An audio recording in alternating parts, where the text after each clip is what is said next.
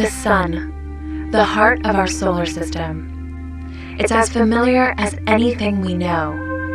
Although the Sun has been studied for millennia, it still holds unsolved mysteries about its effects on our daily lives. To better understand the Sun, NASA is preparing to launch a spacecraft called the Parker Solar Probe. It will lift off from Cape Canaveral Air Force Station near the agency's Kennedy Space Center, located in Florida. It's a mission of unprecedented opportunities that could revolutionize our understanding of our star and the outer layer of the Sun's atmosphere, the corona.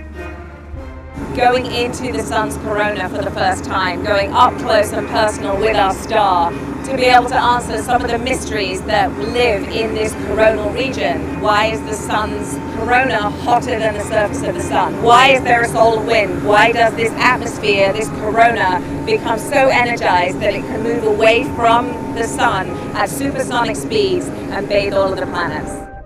Now that the Parker Solar Probe has arrived, it's time to get it ready to launch at the Astrotech Spacecraft Processing Facility.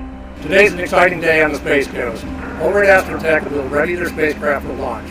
That'll include any final assembly, including the assembly of the critical heat shield. We're going to be 24/7 helping the spacecraft get what they need to get ready for launch. The Parker Solar Probe will be the first mission to travel through the searing heat of the Sun's corona.